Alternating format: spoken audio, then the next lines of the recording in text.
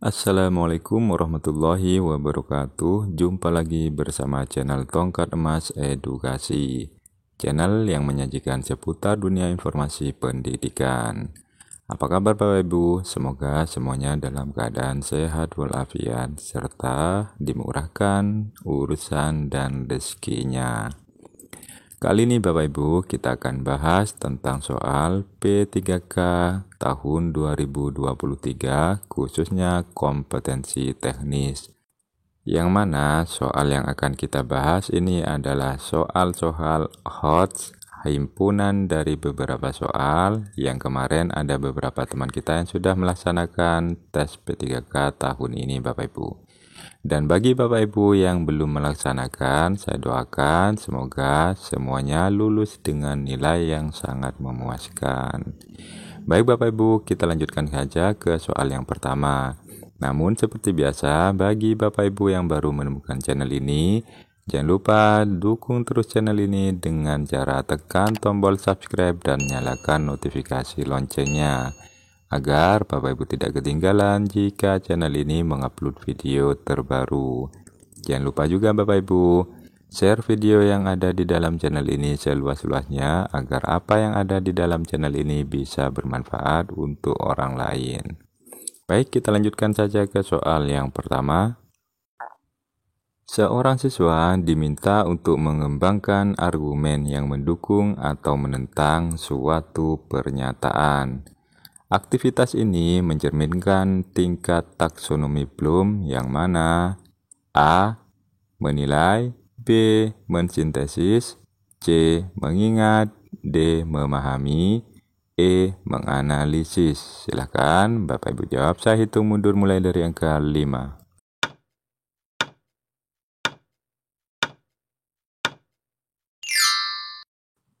Yap, jawabannya adalah A Bapak Ibu, menilai. Nah, mari kita ingat lagi tentang taksonomi Bloom Bapak Ibu. Dalam hal ini, siswa diminta untuk mengevaluasi argumen yang dikembangkan. Itu mencerminkan tingkat evaluasi dalam taksonomi Bloom Bapak Ibu. Jadi evaluasi kata lainnya adalah menilai. Maka yang sesuai adalah A. Mudah sekali ya Bapak Ibu. Kita lanjutkan ke soal berikutnya. Pada tahap perkembangan, berapa remaja cenderung mengalami perubahan identitas dan mencari jati diri mereka sendiri? A. 1-3 tahun, B.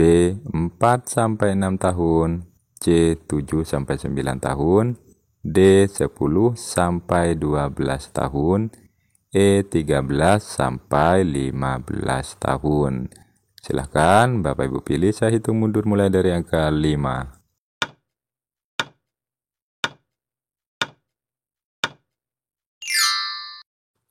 Yap, jawabannya adalah E Bapak Ibu. 13 tahun sampai 15 tahun. Nah, dari soal di sini kata kuncinya Bapak Ibu, mari kita bedah. Di sini ada kata berapa remaja.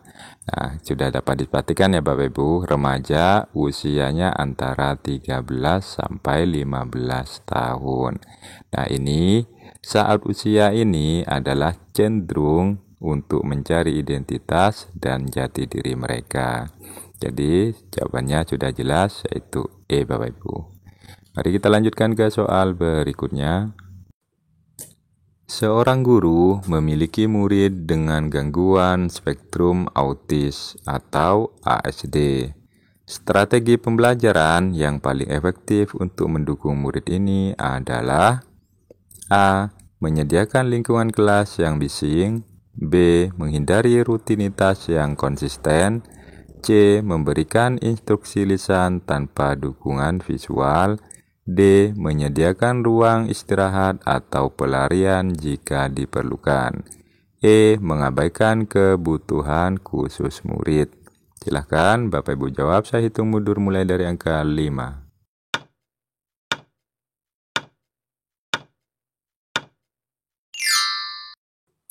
Yap, jawabannya adalah D, Bapak Ibu. Menyediakan ruang istirahat atau pelarian jika diperlukan. Mari kita bedah pada soal berikut ini. Di sini, seorang guru memiliki siswa dengan kebutuhan khusus yaitu ASD, Bapak Ibu. Dalam hal ini, murid dengan ASD mungkin membutuhkan waktu istirahat atau ruang pelarian jika mereka kewalahan oleh situasi atau stimulasi tertentu. Jadi, untuk memberikan dukungan ini dapat membantu mereka mengelola kecemasan dan stres pada siswa. Maka jawabannya adalah D, Bapak Ibu. Mudah sekali, bukan? Oke, kita lanjutkan ke soal berikutnya. Seorang guru ingin mengembangkan strategi pembelajaran yang efektif untuk murid berkebutuhan gangguan pendengaran. Langkah pertama yang paling tepat adalah A. Menggunakan buku teks biasa. B. Menggunakan visualisasi seperti gambar dan video. C. Memberikan tugas tulis yang lebih sering. D. Menghindari interaksi sosial dalam kelas. E. Memberikan lebih banyak ujian lisan. Silahkan Bapak Ibu jawab, saya hitung mundur mulai dari angka 5.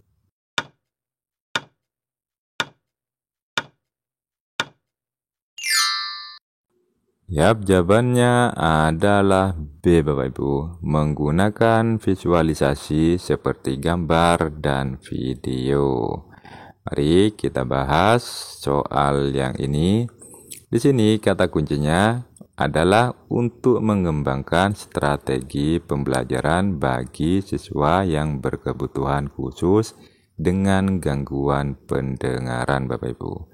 Maka jika kita lihat jawaban A, menggunakan buku teks biasa, ini kurang tepat. Karena dalam kasus ini berkebutuhannya adalah gangguan pendengaran, Bapak Ibu. Maka yang A ini kurang tepat. Kita lihat yang C, memberikan tugas tulis yang lebih sering. Nah, ini pun juga kurang tepat saya rasa karena ini gangguan pendengaran.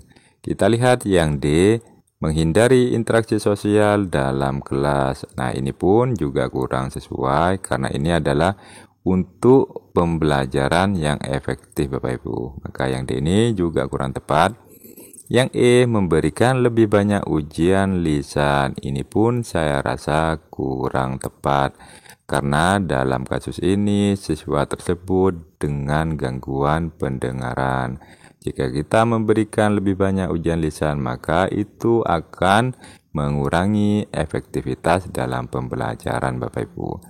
Maka dengan menggunakan visualisasi seperti gambar atau video, murid dengan gangguan pendengaran dapat lebih baik memahami informasi melalui gambar atau video, Bapak Ibu. Oke, jadi jawabannya adalah B. Oke, kita lanjutkan ke soal berikutnya. Namun, seperti biasa, bagi Bapak Ibu yang baru menemukan channel ini, terus dukung channel ini dengan cara tekan tombol subscribe dan nyalakan notifikasi loncengnya, agar Bapak Ibu tidak ketinggalan jika channel ini mengupload video terbaru. Oke Bapak Ibu, kita lanjutkan ke soal berikutnya. Apa yang perlu diperhatikan guru untuk mendukung murid berkebutuhan khusus dalam pembelajaran? A. Memberikan perlakuan khusus yang berlebihan. B. Mengabaikan kebutuhan khusus murid. C. Menyediakan lingkungan pembelajaran yang inklusif. D. Menyembunyikan identitas murid berkebutuhan khusus. E. Memberikan tugas tambahan yang sulit. Silakan Bapak Ibu pilih, saya hitung mundur mulai dari angka 5.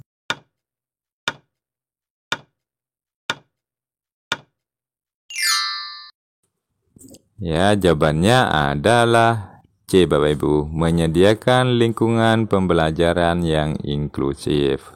Mari kita bedah soalnya, Bapak Ibu. Di sini, hal yang diperlukan bagi guru untuk mendukung murid berkebutuhan khusus, yaitu Bapak Ibu, kita lihat jawaban A. memberikan perlakuan khusus yang berlebihan. Nah, ini pun saya rasa juga kurang pas ya, karena terlalu berlebihan. Kita lihat jawaban B, mengabaikan kebutuhan khusus murid. Nah, ini pun saya rasa juga kurang pas sekali karena kita mengabaikan. Kemudian kita lihat yang D, Bapak Ibu. Menyembunyikan identitas murid berkebutuhan khusus. Nah, untuk yang D ini saya rasa juga kurang tepat.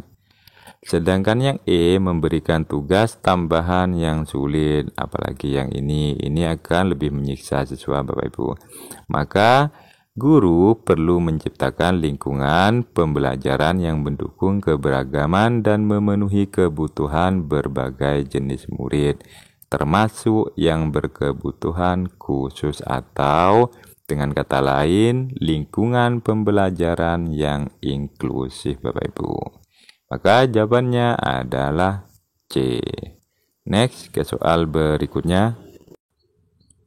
Seorang siswa dengan ADHD atau dengan gangguan perhatian dan hiperaktivitas sering kesulitan mempertahankan perhatian selama pelajaran. Strategi yang dapat membantu siswa ini adalah A. Menyediakan lingkungan kelas yang penuh warna. B. Memberikan lebih banyak tugas yang melibatkan gerakan fisik. C. Memberikan instruksi lisan tanpa dukungan visual. D. Memberikan tugas yang membutuhkan fokus lama. E. Menyediakan waktu istirahat yang singkat selama pelajaran. Silakan Bapak Ibu jawab, saya hitung mundur mulai dari angka 5.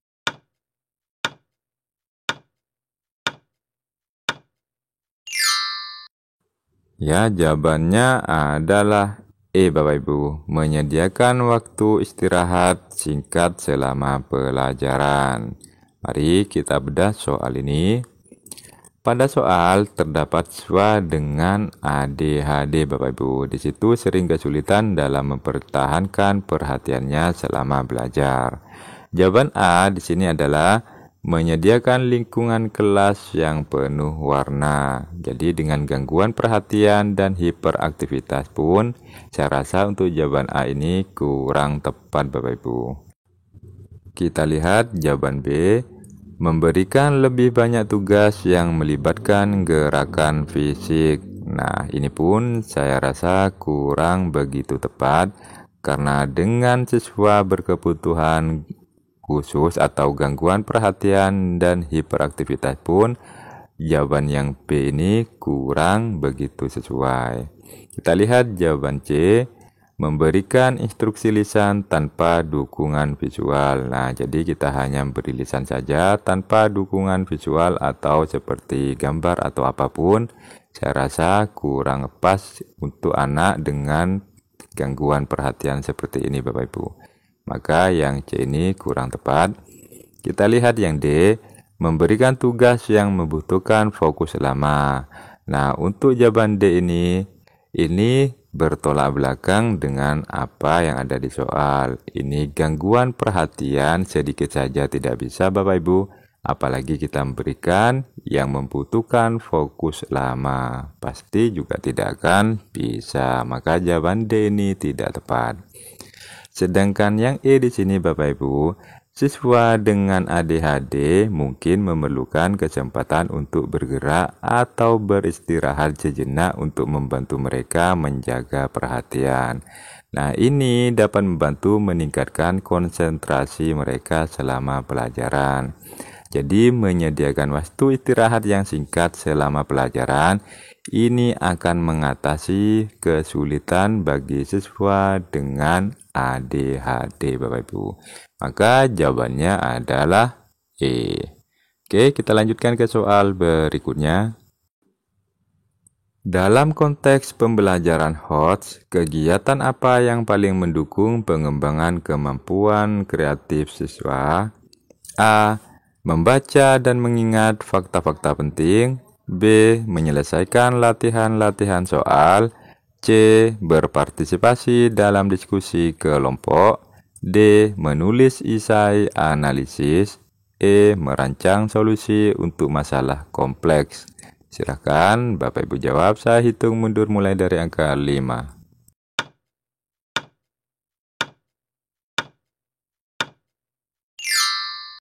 Ya, jawabannya adalah E. Merancang solusi untuk masalah kompleks. Mari kita bedah soalnya Bapak Ibu. Di sini konteks pembelajarannya adalah hot Bapak Ibu. Jadi, yang paling mendukung untuk pengembangan kemampuan siswa kreatif di sini apa? Kita lihat jawaban A. Membaca dan mengingat fakta-fakta penting. Membaca dan hanya sekedar mengingat bukan konteks dari pembelajaran hot Bapak Ibu. Karena itu tidak meningkatkan kemampuan kreatif siswa. Jadi yang A ini kurang tepat. Sedangkan yang B, menyelesaikan latihan-latihan soal. Nah, di sini menyelesaikan latihan-latihan soal pun kurang mengembangkan kemampuan siswa dalam konteks pembelajaran hot Bapak Ibu. Jadi yang B ini juga kurang tepat. Kita lihat yang C, berpartisipasi dalam diskusi kelompok. Nah, ini berdiskusi. Artinya di sini pengembangan kemampuan kreatif siswa pun juga kurang terpenuhi, maka yang C ini kurang sesuai. Sedangkan yang D, menulis esai analisis. Nah, jadi hanya menulis sebuah esai tidak akan bisa mengembangkan kemampuan kreatif siswa dengan maksimal, atau dengan pelajaran hot ini tidak akan mampu Bapak Ibu. Maka jawaban E di sini merancang solusi untuk masalah kompleks. Jadi dengan mendorong siswa untuk merancang solusi untuk masalah kompleks melibatkan pemikiran yang kreatif Bapak Ibu. Jadi pemecahan masalah dan penerapan pengetahuan dalam konteks yang baru akan meningkatkan pengembangan kemampuan kreatif siswa. Jadi jawabannya adalah E Bapak Ibu. Oke, mudah sekali bukan? Kita lanjutkan ke soal berikutnya. Dalam taksonomi revisi Bloom, mencipta atau creating adalah tingkat tertinggi yang melibatkan kemampuan untuk menghasilkan sesuatu yang baru, baik itu berupa ide, produk, atau karya seni. Apa yang merupakan contoh aktivitas berlevel tinggi atau HOTS menurut taksonomi Bloom dalam pembelajaran matematika? A. Menyelesaikan rumus-rumus dasar matematika. B. Mengaplikasikan konsep matematika untuk memecahkan masalah nyata. C. Menghafal rumus dan definisi matematika. D. Menyelesaikan latihan soal matematika. E. Menyusun daftar fakta-fakta matematika. Silahkan Bapak Ibu jawab. Saya hitung mundur mulai dari yang kelima.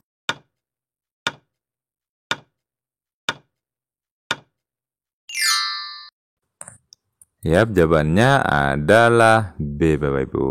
Mengaplikasikan konsep matematika untuk memecahkan masalah nyata. Mari kita bedah dulu soalnya. Di sini ada kata mencipta atau creating dalam revisi Bloom Bapak Ibu. Jadi, aktivitas berlevel tinggi atau HOT menurut taksonomi Bloom dalam pembelajaran matematika kira-kira yang mana Bapak Ibu? Kata kuncinya adalah mencipta ya. Mari kita lihat jawaban A. Menjelaskan rumus-rumus dasar matematika. Di sini menjelaskan, tidak membuat cipta atau tidak mengaplikasikan sesuatu. Maka jawaban A ini kurang tepat Bapak Ibu. Kita lanjut langsung ke jawaban C. Menghafal rumus dan definisi. Menghafal bukan berlevel tinggi atau HOT. Maka yang C ini juga kurang tepat. Sedangkan yang D, menyelesaikan latihan soal matematika. Menyelesaikan soal latihan ini pun juga bukan level tinggi atau HOT Bapak Ibu dalam taksonomi Bloom ya. Kemudian yang E, menyusun daftar fakta-fakta matematika. Menyusun daftar ini bukan sebuah mencipta atau creating Bapak Ibu. Ingat ya, ini hampir mirip karena di sini menyusun daftar. Hanya menyusun daftar, tidak mencipta sesuatu. Maka ini bukan level tinggi atau HOTS. Kita bandingkan dari kesian jawaban dengan jawaban B. mengaplikasikan konsep matematika untuk menyelesaikan masalah nyata. Nah, di sini ada kata mengaplikasikan konsep. Nah, ini baru berlevel tinggi atau hot dalam taksonomi Bloom, Bapak Ibu.